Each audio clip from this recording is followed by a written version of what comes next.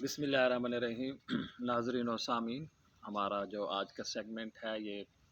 کتاب بینی کے حوالے سے ہے۔ آپ کو پہلے ہی پتہ ہے کہ میں کوئی نہ کوئی کتاب لے کے آتا ہوں، کیونکہ آج کی جو ہماری جنریشن ہے اس میں سب سے بڑا پرابلم یہ ہے کہ وہ کتب بینی سے دور ہیں، بک نہیں پڑھتے۔ تو ان کو موٹیویٹ کرنے کے لیے اور ان کے لیے اچھی اچھی جو کتابیں ہیں، جو کتب ہیں، ان کو میں لے کے آتا ہوں تاکہ آپ لوگ پڑھیں۔ اور کتاب سے جو بندہ لطف اندوز ہوتا ہے وہ ایون کہ آپ ویڈیو سے بھی نہیں ہو سکتے، کیونکہ ایک آپ امیجنیشن کریٹ کرتے ہیں، ایک نئی دنیا میں جاتے ہیں آپ، جو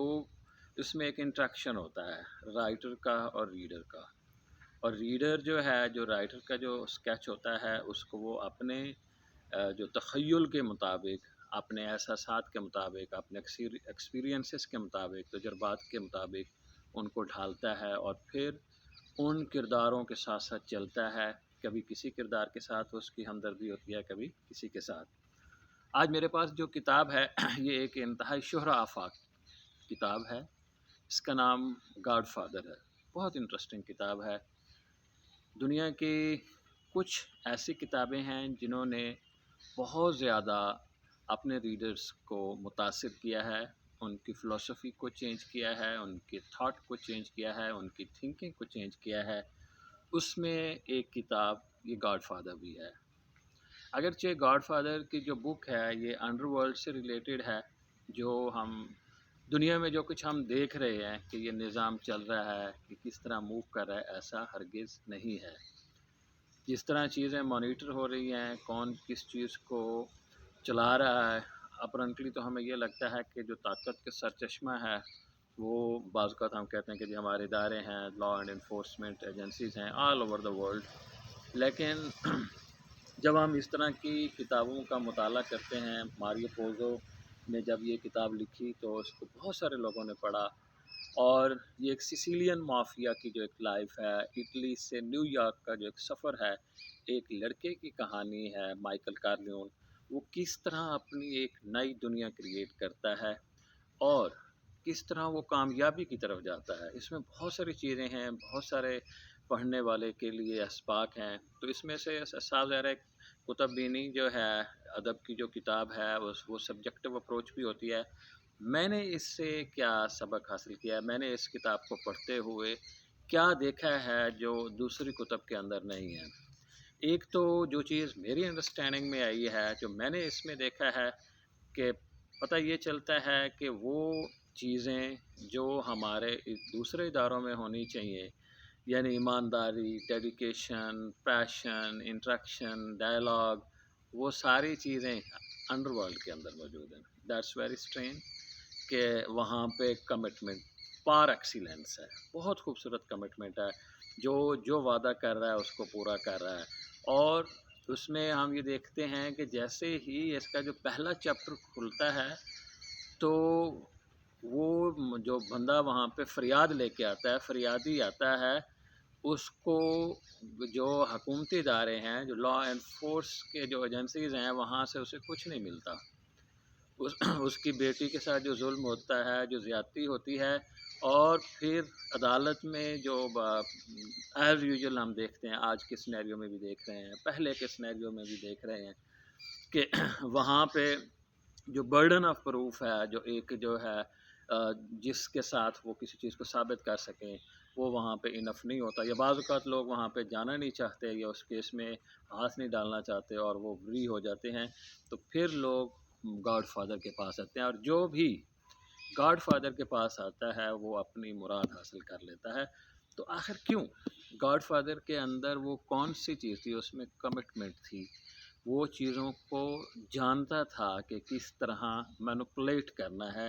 کس کو کس پوائنٹ سے ایکسپلائٹ کرنا ہے، کس طریقے سے کرنا ہے۔ اور ڈیفینیٹلی ایک اور چیز جو اس بک کے اندر ہم دیکھتے ہیں، اس کے جو بیٹے ہیں، جو اس کے ساتھ جو ایک عملہ ہے، وہ مختلف طبیعتوں کے مالک ہیں، اور ایک اچھے ڈان کے لیے، جو اس نے ایک سکسیسفل ڈان کے لیے، کامیاب بندے کے لیے کسی بھی فیلڈ میں جو ہے وہ ہم دیکھتے ہیں، وہی پیراڈائز لاسٹ والا جو ہے تو وہ ساری جو بندہ اچھا ہے یا برا ہے، اس میں کوالٹیز کے حوالے سے مطلب ہے، ہم چیزوں کو دیکھتے ہیں کہ کس طرح کون سی کوالٹیز جو ہے، کون سی کیفیات چاہیے، ڈیڈیکیشن، پیشن، کمٹمنٹ، یہ ہم نے یا تو پیراڈائز لاسٹ میں سیٹن کے اندر دیکھا ہے یا پھر ڈان کے اندر. تو نیگیٹو فورسز کے اندر یہ اس لیول کا کمٹمنٹ ہے. انفارچونیٹلی ہمارے جو پازیٹیو جو ہیں، جو مثبت کردار ہیں، ان میں ہمیں اس طرح کا جو ہے لٹریچر میں ملتا ہے، لیکن ایز اس طرح کا جیسے اس نے پورٹری کیا وہ نہیں ملتا. تو ڈان میں یہ کمٹمنٹ ہے کہ وہ جانتا ہے کہ مسئلے کی تہ تک کیسے پہنچنا ہے، اور ایک اور چیز اس کے پاس سلوشن بھی ہے، اور سلوشن میں جو سب سے امپورٹنٹ چیز ہے، پریفریبل ہے اس کے لیے، وہ ڈائلاگ ہے. اب ہم دیکھتے ہیں کہ جب اس پہ قاتلانہ حملہ ہوتا ہے، جب اس کا بیٹا مارا جاتا ہے، اس کے باوجود بھی وہ ان 5 جو نیو یارک کی جو تاتا گیلی اور جو دوسری فیملیز ہیں ان کے ساتھ بیٹھتا ہے، اور اپنے کاروبار کے لیے، اپنی چیزوں کے لیے ان سے ڈائلاگ کرتا ہے، اور اسے پتہ ہے کہ سکسیس حاصل کرنے کا صحیح طریقہ کیا ہے. وہ اپنی ایک دنیا کریٹ کرتا ہے، اور اس دنیا میں بہت ایمانداری کے ساتھ وہ کام کرتا ہے اور آگے چلتا ہے. ایک جو چیزیں مجھے اچھی لگی ہیں ماریو پوزو نے جو کی ہے. اچھا، میں یہ ابھی بتاتا چلوں، میں نے اس کتاب کا جو ہے اردو ورژن پڑھا ہے اور اس کو ٹرانسلیٹ کیا ہے لیا کے ہی، ہمارے علاقے کے ہی وہ بہت ہی ایک جید اور بہت اچھے صحافی ہیں، رؤف کلاسرا صاحب نے. کافی بڑی کتاب ہے، انہوں نے بڑی محنت سے جو ہے نا اس کو ٹرانسلیٹ کیا ہے. لیکن when I was reading تو مجھے اس کے اندر ایک بہت خوبصورت فلو ملا ہے. یعنی ایسا ایک ان کی قلم میں جادو ہے کہ بندہ اس کتاب کو اس وقت تک نہیں چھوڑتا. اگرچہ یہ انہوں نے ٹرانسلیشن کرنا، ترجمہ نگاری جو ہے کوئی آسان فن نہیں ہے، بہت مشکل ہے، لیکن انہوں نے بہت خوبصورتی سے اور ایک بہت ہی پیارے انداز سے جو ہے ایک فلو کے ساتھ، اور کہانی کا جو سسپینس ہے، جو مقصد ہے، اس کو بھی برقرار رکھا ہے، اور ریڈر جو ہے وہ پوری دلچسپی کے ساتھ اسے پڑھتا ہے. الفاظ کا چناؤ بہت خوبصورت ہے، سٹائل بہت اچھا ہے، اینڈ تک بندہ جو ہے نا اس کتاب کو پڑھنا چاہتا ہے. تو اس کا ٹرانسلیشن انہوں نے 2015 میں کیا تھا. تو ایکچولی یہ کتاب مجھے جو ہے جو ہمارے کچھ دوست ہیں انہوں نے جو ہے نا، یہ خورشید ان کا جو ہے ایک فاؤنڈیشن ہے، اور وہاں سے جو ہے ان کا ایک ہر سال جو ہے نا کتب میلہ ہوتا ہے، تو وہاں سے میں لے کے آیا تھا. تو اگرچہ مجھے کافی ٹائم لگا اس بک کو پڑھنے میں، کیونکہ میں بک کو آرام سے پڑھتا ہوں. یہ نہیں ہے کہ جلدی جلدی ختم کی، آرام سے دھیرے دھیرے اس بک کو ختم کرتا ہوں. تو آپ بھی اس کو پڑھیں، ٹرانسلیشن کو جو رؤف کلاسرا صاحب نے کی ہے، آپ اس کو انجوائے کریں گے. تو ہم واپس آتے ہیں اس بک کی طرف. تو اس بک میں جو بہت ہی امپورٹنٹ چیز ہے، جو میں آپ سے ڈسکس بھی کر رہا تھا، بتا بھی رہا تھا، کہ پاور آف ڈائلاگ ہے. یہ ایک بڑی امپورٹنٹ چیز ہے کسی بھی سکسیس کے لیے، کہ وہ ڈان کا ایک فارمولہ ہے کہ وہ کہتا ہے کہ جب تک میں ہر چیز کا جو حل ہے وہ ڈائلاگ کے ذریعے ہونا چاہیے، اور وہ دلائل، بہت خوبصورت دلائل، پازیٹیو دلائل ہر چیز کے لیے. وہ برڈن آف جو ہے آرگومنٹس جو ہے نا، برڈن آف پروف کی بجائے برڈن آف آرگومنٹس کو پریفر کرتا ہے، اور کسی بھی بندے سے کام کروانے سے پہلے اس سے وہ ایک مکمل دلیل کے ساتھ بات کرتا ہے. اور اگر وہ بندہ پہلے تو وہ آرام سے کنونس ہو جاتا ہے، نہیں تو پھر دوسرے طریقے سے جو ان کا انڈر ورلڈ کا جو اسٹیبلشڈ ہوئے ہے اس کو وہ فالو کرتے ہیں. اور ایک چیز جو اس کتاب کو پڑھ کے جو بندہ لیسن حاصل کر سکتا ہے، وہ اگرچہ ہماری لیڈرشپ کے لیے پازیٹیولی، اگر اس نیگیٹو سے پازیٹیو اگر ہم اسپیکٹ نکالیں تو وہ بھی پاسبل ہے. آپ یہ کتاب پڑھیں تو ایک بہت خوبصورت چیز ہے، وہ ہے کہ تھرو آؤٹ ڈان کی ایک بڑی خوبصورت، چاہے وہ ڈان کی موت کے بعد اس کا بیٹا مائیکل جو بنتا ہے، یا وہ خود ہے، اور باقی بھی اس کے بچے ہیں، لیکن وہ کچھ جذباتی ہیں، ان کے فیصلے غلط ہوتے ہیں اور اس وجہ سے وہ مارے جاتے ہیں. جو اس کا اور اس کے بیٹے کا جو سکسیس کا راز ہے وہ یہ ہے کہ وہ کبھی بھی they do not lose temperament, کبھی بھی اپنا جو اعتماد ہے وہ نہیں کھوتے، یا کسی بھی چیز پہ اوور ریئیکٹ یا بہت زیادہ فس کریٹ نہیں کرتے، بہت طریقے کے ساتھ، خوبصورتی کے ساتھ معاملات کو ڈیل کرنے کا، دکھ ہے، درد ہے، تکلیف ہے، مسائل ہیں، انہیں پتہ ہے کہ دنیا میں اگر انہوں نے اس کو حل کرنا ہے تو وہ اس کے لیے بہت ہی طریقے سے دھیرج کے ساتھ، جو ہے میں اگر ورڈ یوز کروں، سکون کے ساتھ، کبھی غصے نہیں ہوتے، they do not lose temper, کہیں بھی ٹیمپرامنٹ لوز نہیں کرتے۔ یہ ایک ایسا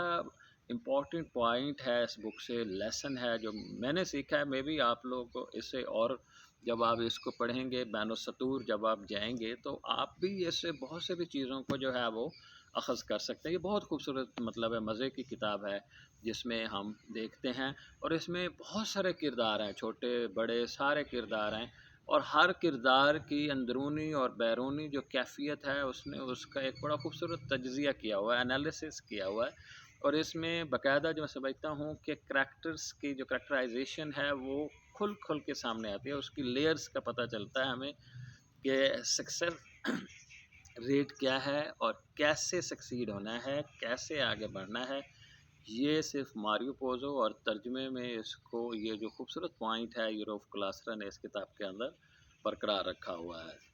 تو کوئی بھی بندہ، اچھا مزے کی بات یہ ہے کہ اس سے جا کے مجھے تھوڑا سا پتہ چلا کہ آپ نے بزنس کی جو سکسیس ہے اس میں بھی انڈر ورلڈ ہے،